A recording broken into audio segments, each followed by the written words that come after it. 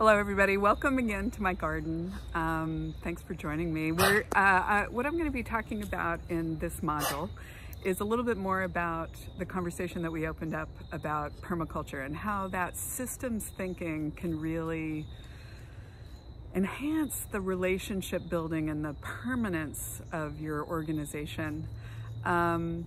So here in the garden is where I find a lot of inspiration, but permaculture principles that I use in the garden have also really served me well in fundraising. It's a way of thinking about your organization and what you're building as part of a larger conversation.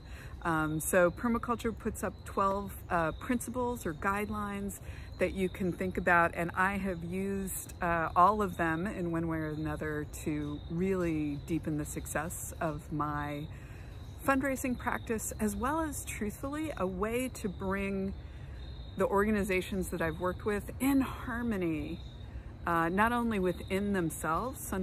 Fundraising becomes much less siloed if you think about it as an ecosystem, as well as in harmony with the donors that we're partnering with. Less transactional, more transformational. So the first principle that we're going to talk a little bit more about today is principle number 1 in permaculture is observe and interact. And really simple way to think about that is pay attention, right? So pay attention to the organization that you're in. There may be a lot of things that you know as you come in there. I mean, certainly me as a fundraiser who's been in the business for 25 years, I always come in with a certain amount of surety about this is the way that something should happen. But really, each organization, each nonprofit, each for-profit is its own unique ecosystem. So you do need to spend at least part of your time observing and interacting. A little story I'll give you quickly about that is I had done a lot of analytics work when I was at the University of Michigan, and we had really proved that there was as much retention and upgrade among donors who received a really meaningful thank you call, sometimes, or most times, it was just a message on their answering machine, as those who had received, usually later, either a form thank you letter or even a handwritten thank you letter. So we did an A/B test, and we took a look at 2 groups who received a thank you in different ways.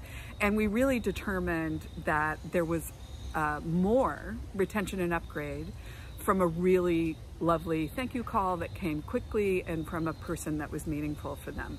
So I went into my next job as Director of Development for the library system with this surety. It was really a surety that telephone calls, we're doing away with the letters, we're doing telephone calls now. It's faster, we're a lean organization, this is what we need to do.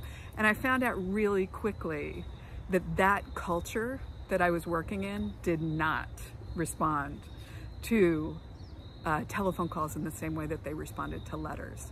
So I'm giving that as an example of something I should have stood back and perhaps paid attention a little bit more, and rather than making a whole scale change, should have made a small change, should have done a small test.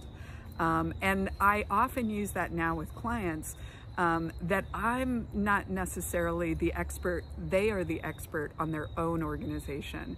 And what we can do together is talk about ways that they may want to think about it, things that have been tried and tested throughout you know, the current history of fundraising, but they also need to test and see whether that's true for their culture, for their fundraising style.